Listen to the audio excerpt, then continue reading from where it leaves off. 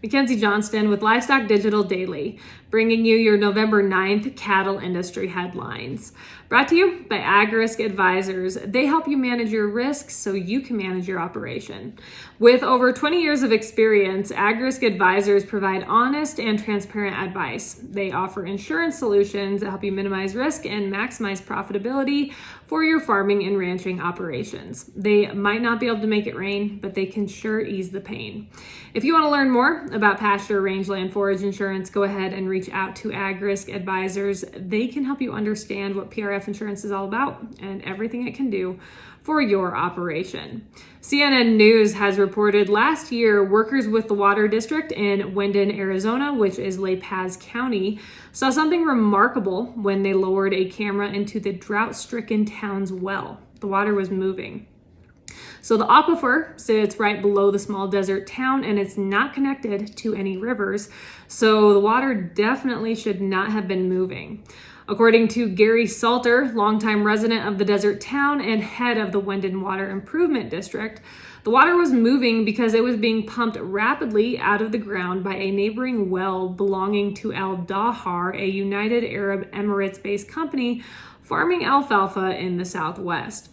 The Southwest is experiencing one of the worst droughts in over 1,200 years, and because of this, shallower wells are running dry, causing frustration for not only farmers and ranchers, but also for residents in the area, as you would expect.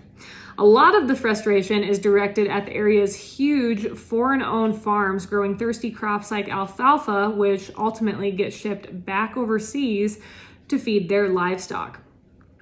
It's not legal to take water and ship it out of the state of Arizona. However, you can take virtual water and export it, such as alfalfa, cotton, electricity, or anything created in part from the use of water. Residents and local officials say lax groundwater laws give ag the upper hand, allowing farms and ranches to pump unlimited water as long as they own or lease the property to drill wells on. About 80% of Arizona has no laws overseeing how much water corporate mega farms are using, nor is there any way for the state to track it. Shallow residential wells in La Paz County started going dry back in 2015, according to local officials. Salome, a town located in the county, is now dealing with the reality of more than 200 customers, including local schools, running out of water. And folks relying on these shallow wells have basically just been outdone by these large foreign companies coming in and drilling much deeper wells. To give you some perspective, these shallow residential wells are about 300 feet deep, and these wells that these large foreign companies come in and drill, they're anywhere from 1,000 to 1,500 feet deep.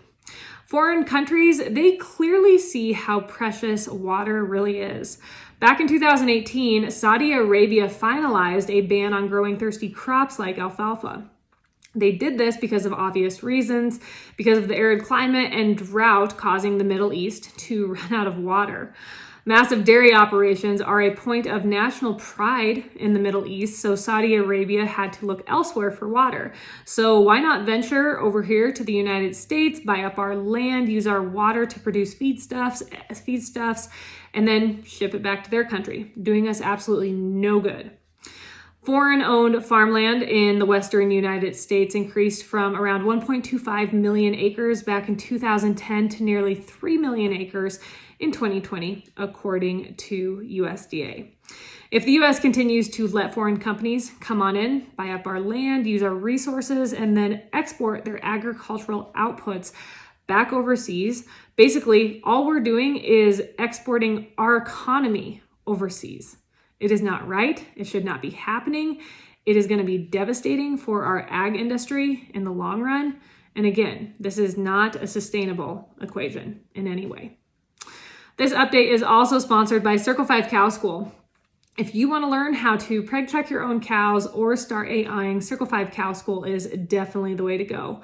Almost every week, they're hosting classes somewhere between Texas and Tennessee. They do a great job.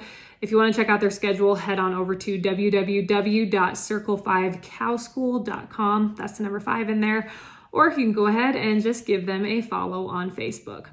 Drovers has reported last week cattle traded for a national average of $152.75 per hundredweight, the highest price that we have seen in 7 years, resulting in average profits of $207 per head for cattle feeders, according to the Sterling Beef Profit Tracker. That's $20 a head more than what we were seeing the week before, but keep in mind, feeders are still incurring incredible costs to finish cattle. Estimated beef packer margins last week were $70 per head. That was up $4 per head from the week before, but still down 90% compared to last year at this time, when they were making right around $674 per head. Our final sponsor for this update is the United States Cattlemen's Association. Their 15th annual meeting is coming up here in December, the 8th through the 10th. It's going to be down in Nashville, Tennessee. I've been talking about it now for about the last month. They have a great lineup of speakers. They're going to have great conversation. Overall, it is just a great event. So if you want to get some more information or get registered, head on over to www.uscattlemen.org. Finally, Drovers has reported 2 months ago, China's military released a report stating the main reason the communist country has not invaded Taiwan is because the U.S. might see it as an excuse to impose sanctions on the country. The report comes at a time when China is grappling with a protein shortage. They just don't have enough food to feed their people. In October, China sold 200,000 metric tons of pork from state reserves to help ease surging domestic pork prices. And the country recently announced it plans to release its 7th batch of frozen pork from reserves. As we all know, China's hog industry has been decimated in recent years due to the swine flu, making the country more dependent on protein imports to feed their people. But year over year, China's sow herd has actually increased 1.4% as of September. China is trying their hardest to not be so reliant on other countries when it comes to feeding their own people. But even with this herd increase and releasing pork reserves, they most likely don't have enough resources to stand on their own. In the last 2,500 years, every Chinese government that has fallen because of food shortages. The survival of China now depends on imports from either the United States, Canada, Brazil, Argentina, or Australia. There is a chance China could get along without U.S. imports. However, their exports couldn't handle a rift with the United States due to its sales stake in stores such as Walmart and Target. That is all I have for you guys today. I hope everyone's week is going great. I will catch you on Friday morning.